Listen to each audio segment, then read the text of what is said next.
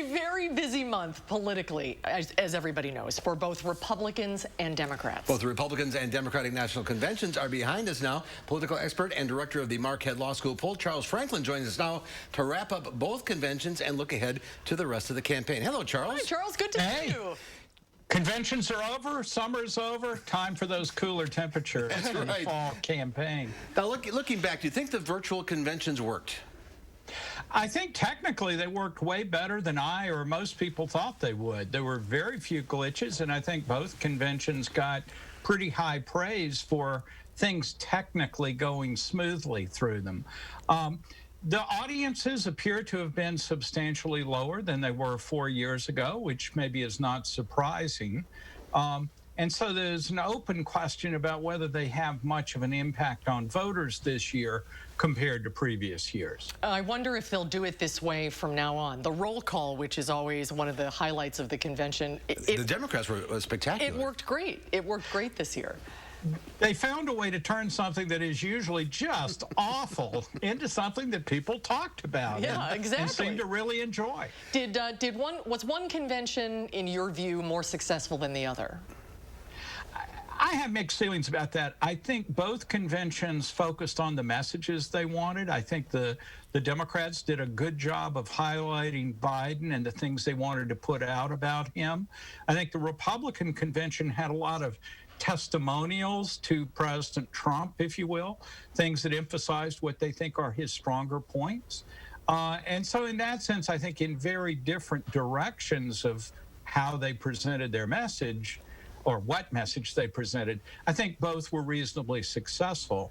The real issue with conventions, and especially a low viewership this year, is are you just talking to the faithful already, really preaching to the choir? And so good for maybe your base, but not really that many peripheral voters who are tuning in, especially this year with lower viewership. And that seems to be true because it seems neither candidate got much of a bump from the conventions. So far, that's the way it looks. We don't have a whole lot of polling that is all post-convention, so I think we still don't really know if there's going to be much of a bounce. But the early polling doesn't seem to show much of a bounce. Maybe a slight change in Biden's favorability, but otherwise not much movement at all. And now on to the campaign. How big of a factor do you think Wisconsin is going to be? And are we going to see a lot of visits from all of the candidates?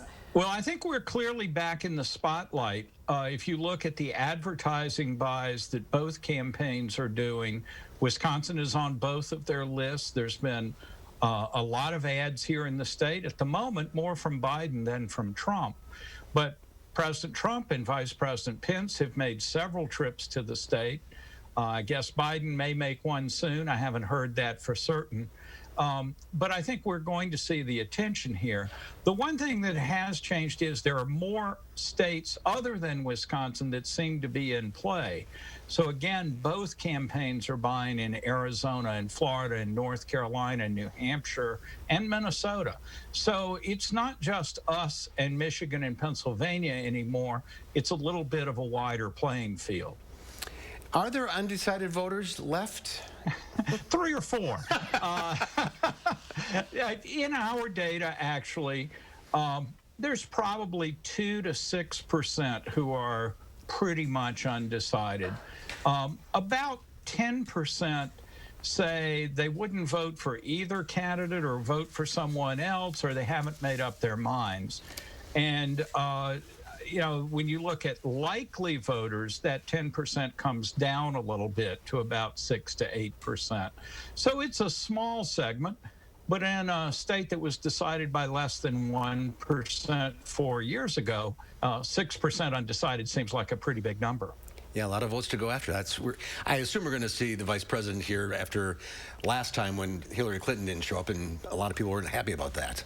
I certainly assume so. I think it's fair to say the conditions of the virus and the epidemic this year make personal visits still a kind of interesting strategy. The Trump campaign has decided to campaign regardless of the risks. The Biden campaign has, until recently, decided not to go out practically at all, though I gather today he held an event in Pennsylvania. So I think we'll see a little more in-person campaigning but continued a lot of television and social media campaigns. 9 weeks from tomorrow. 2 months to go. All right, Not Charles. that any of us are counting. I will be checking back many times between now and then. Thank you, Charles. Thank you, Charles. Very good. Great to see Thank you. We'll be right back.